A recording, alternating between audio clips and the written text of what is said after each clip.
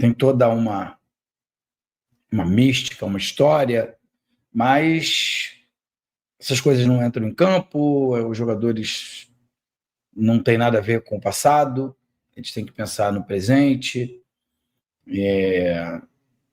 claro, projetando o futuro, né? Porque já na quarta-feira tem mais um jogo dificílimo contra Juventude, no domingo tem o Corinthians, enfim, a vida segue, a vida segue. A vida segue para todo mundo.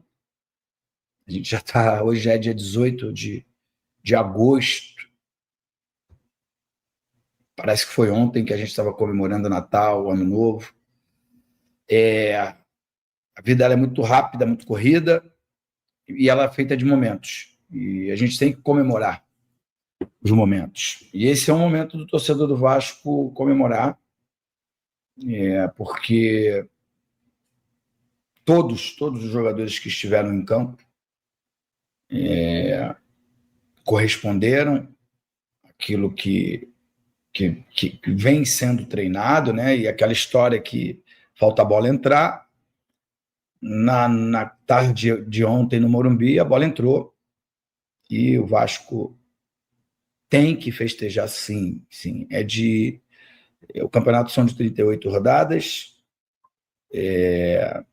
o Vasco não ganhou nada, só serviu para sair lá da zona de rebaixamento, apesar de ter 2 jogos a menos, né, que mesmo se não ganhasse, o Vasco poderia sair no jogo de quarta-feira, mas é para se comemorar, sim, porque ninguém ganha um campeonato, não é jogo a jogo. Então, esse jogo nós temos que comemorar e nós temos que exaltar o jeito de jogar, coragem do Fernando Diniz, né, na escalação, né, colocando o Moura de zagueiro. Não foi a primeira vez, mas funcionou. Até no primeiro momento ele correu o risco de ser expulso ali no primeiro lance do jogo. Tem as polêmicas de arbitragem, se a bola saiu ou não saiu. Vi muito torcedor do Santos reclamando disso, né? No primeiro gol, no belo gol feito pelo Lucas Piton. Na sequência, o zagueiro Luizão, eu acho, não sei se foi o Luizão ou se foi o Souza, lateral esquerdo, mas eu acho que foi o Luizão. Saiu para fazer uma cobertura, derrubou o Ryan, ele já tinha cartão amarelo e poderia ter sido expulso também. Acho que o juiz quis compensar, enfim. Os erros de arbitragem eles acontecem para ambos os lados, mas não foi isso que determinou a vitória acachapante do Vasco. Certeza absoluta foi o comportamento dos jogadores dentro do campo. Eu sei que está todo mundo querendo ouvir a minha opinião sobre a escalação, né? Um monte de gente me mandou direct dizendo: poxa, liga para o Diniz, vamos fazer um mutirão, vamos fazer uma hashtag. Se eu errar nos termos aqui, tá, gente? Eu peço desculpa aí porque eu não sou um cara de internet. Mas todo mundo querendo que o Fernando Diniz mantenha a escalação, né, que foi a campo no jogo de ontem. Eu nunca fui técnico, mas tenho que falar da minha experiência como atleta ao enxergar o jogo, como eu enxerguei esse jogo. E eu enxerguei da seguinte forma: Felipe Coutinho e Nuno são 2 jogadores de muita técnica, e que quando eles são obrigados a marcar, a terem obrigações de voltar, essas coisas, eles se desgastam muito e eles acabam não criando. E nesse futebol moderno, onde os pontas, né, os jogadores de lado de campo, eles têm quase que obrigação de de ajudar na marcação, de voltar lá para ajudar o lateral esquerdo, foi muito inteligente da parte do Fernando Diniz em manter o Ryan aberto pelo lado direito e a entrada do David aberto pelo lado esquerdo. Na narração lá, Villani, ou a Globo, sei lá, foi onde eu assisti o jogo, botava o David como centroavante, como naturalmente fosse, porque saiu o Verratti, entrou o David. Sim, foi essa a mudança que aconteceu, né? Claro, saída do João Vitor, mas essa foi a mudança que aconteceu. Mas foi só o nome. Saiu o Verratti, entrou o David.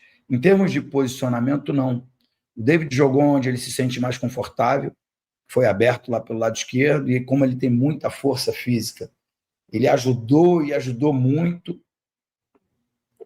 na hora da marcação, e aí ficou mais tranquilo para o Felipe Coutinho, para o Nuno e principalmente o Felipe Coutinho, que deitou, foi, para mim, o melhor em campo. E aí traz, claro, um questionamento se essa é a melhor formação, se o Fernando Diniz tem que repetir essa escalação no próximo jogo, mesmo com a volta do Verratti. Eu vou dar a minha opinião. Eu acho que tem jogos e jogos. Eu acho que o Verratti é super importante dentro do contexto geral, mas não pode jogar só para ele. E acho que desde quando ele chegou, e ele tem sido ele tem sido super importante, ou foi muito importante lá em 23, quando o Vasco se livrou do rebaixamento, foi super importante o ano passado. Vale a pena lembrar que todos esses anos, ele foi artilheiro do Vasco no ano, né? Então, ele foi super importante o ano passado, naquela ascensão que o Vasco teve ali, que chegou à semifinal da Copa do Brasil, chegou, acho que em 10º colocado no Campeonato Brasileiro, tem muito da participação dele.